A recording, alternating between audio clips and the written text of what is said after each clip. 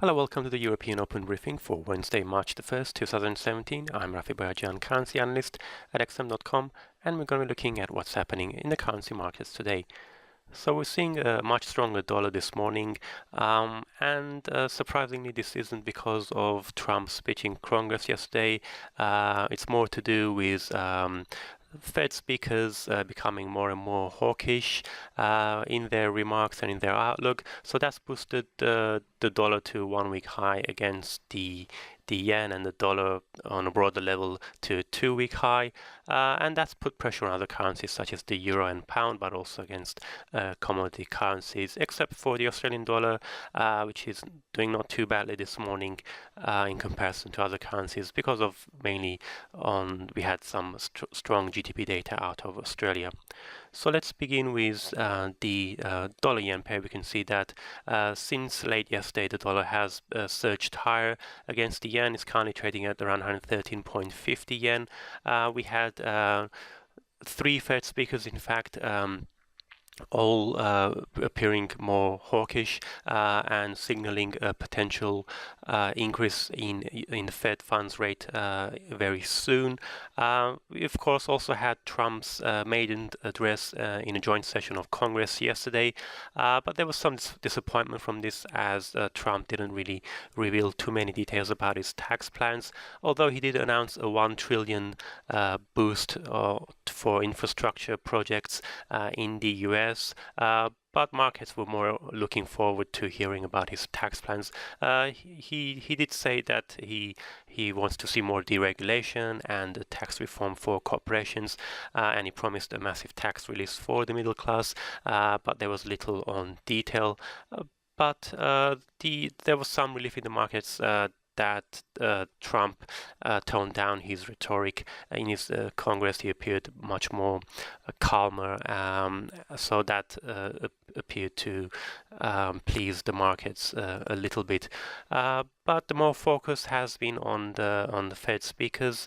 We of course had the last rate increase in December, and the odds now of another increase in March have sharply shot up to more than 60% from around 30% in the prior day. That's because the New York Fed President William Dudley, he's a close ally of Yellen. He said that the case for rate rise has become a lot more compelling since the US election back in November. San Francisco Fed President John Williams was also hawkish. He said, although he's not a non-voting member, he did say he doesn't see any need to delay another rate hike. And also Philly Fed President Patrick Harker, he reiterated the need for 3 rate increases this year, which is what he's been saying, what he said several times already in his previous speeches this year. So the focus now moves on to Fed Chair Janet Yellen. She's due to speak on Friday on the economic outlook. So if a March rate hike is on the cards, Yellen will probably use that event to once again sound more hawkish than usual. Moving on now to the Australian dollar. The Aussie came short of breaching the 0.77 level earlier today. It slipped back down again despite the strong GDP data, mainly because of the stronger dollar. Australia's economy expanded by 1.1% quarter on quarter in the final 3 months of 2016. That beat expectations of just a 0.7% increase, and it follows that surprise contraction we had of 0.5% in the prior quarter.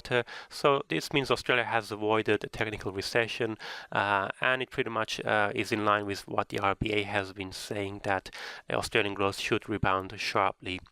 And it was overall good news as well, because in the details of the GDP data, it showed that there was growth there was broadly strong growth in all sectors of the Australian economy, with both consumer spending, government spending, and business spending rising sharply, as well as commodity exports doing well as well. New Zealand also had some strong data out this morning. Its terms of trade improved sharply in the fourth quarter. Exports were up by 4.8%, and imports fell. But the Kiwi didn't really react much to the data. It's actually been drifting lower since yesterday, and that's mainly due to it's been coming under pressure from the stronger dollar, but also because overall, despite that data, the RBNZ, the Reserve Bank of New Zealand, could potentially still cut rates later on this year, unlike the RBA, which is not as dovish as the RBNZ at the moment.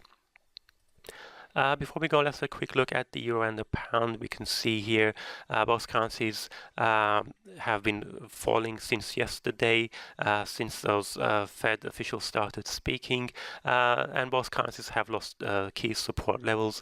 The pound is below 1.24 dollar, and the euro is below 1.06 dollars. The euro hit a 1-week low, the pound hit a 3-week low, so we could see further declines if the dollar manages to extend its rally. Let's have a look at today's economic calendar, because it was a pretty busy start, and it's going to be pretty busy later on as well. We had the final manufacturing PMI out of Japan. It was revised slightly downwards, although it was still fairly strong at 53.3. We also had Chinese manufacturing PMI. Both the official MBS manufacturing and the Caixin manufacturing PMI beat expectations. So that's another sign that so that's for February, and that's another sign that China's economy is starting to improve in 2017. Of course, last year it was a very slow progress. It seems to be picking up momentum since the start of 2017. Coming up later today, we're going to have the final manufacturing PMI out of the Eurozone, and we're going to have the UK manufacturing PMI as well. But it's going to be a very busy US session, because we're going to have the personal consumption, personal spending income, the core PCE price index, and of course the ISM manufacturing PMI. But also the Bank of Canada will hold its latest policy meeting today. It's expected to hold rates at 0.5%. But that's also something to watch out for later in the day. That's it from me. Thank you very much for watching, and have a great day.